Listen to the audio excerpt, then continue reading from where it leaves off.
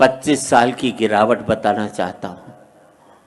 पहले कहीं बाहर जाना होता था तो बाप से पूछने की हिम्मत नहीं होती थी।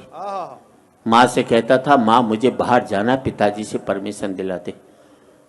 माँ परमिशन दिलाती थी तो मैं बाहर जा पाता था। फिर मैं बाप की आज्ञा से बाहर जाने लगा। फिर मैं बाप को बता करके बाहर जाने लगा। फिर मैं बाप को बिगर बताए बाहर जाने लगा। और आज बाप की हिम्मत नहीं जो मुझसे पूछ ले बेटे तू कहाँ जा रहा है। पहले मैं माँ बाप के साथ रहता था, माँ बाप मेरे साथ रहते। फिर हमने बना लिया एक मकान, एक एक कमरा अपने लिए, एक एक कमरा बच्चों के लिए, एक रीडिंग रूम, एक वो बाहर छोटा सा ड्राइंग रूम उन लोगों के लिए जो मेरे आगे हाथ जोड़ते थे, एक वो अंदर बड़ा सा ड्राइंग रूम उन लोगों के लिए जिनके आगे मैं हाथ जोड़ता हूँ। बहुत अच्छा जी, वाह वाह वाह। पहले मैं फुसफुसाता था तो घर के लोग जाग जाते थे, करवट भी बदलता था तो घर के लोग सो नहीं पाते थे। और अब जिन दरारों की वजह से दीवारें बनी थी, दीवारों में भी दरारें पड़ गई। अब मैं चीखता हूं तो बगल के कमरे से ठहाके की आवाज सुनाई देती है और मैं सोच नहीं पाता हूं कि मेरी चीख की वजह से वहां ठहाके लग रहे हैं या उनके ठहाकों की वजह से मैं चीख रहा हूं। क्या बात है, वाह वाह वाह वाह वाह।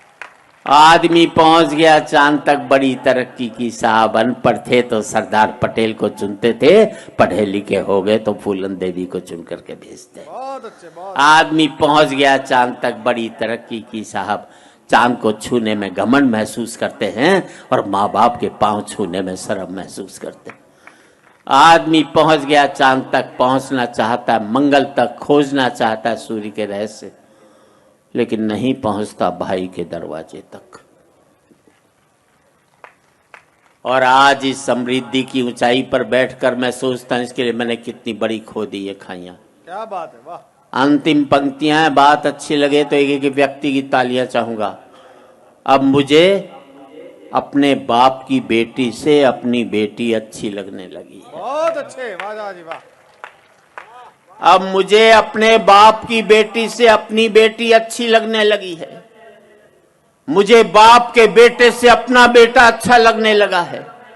पहले मैं माँ बाप के साथ रहता था, अब माँ बाप मेरे साथ रहते हैं। अब मेरा बेटा भी कमा रहा है, कल को मुझे उसके साथ रहना पड़ेगा। और हकीकत यही है दोस्तों, तमाचा मैंने मारा है तो तमाचा मुझे खाना भी पड़ेगा।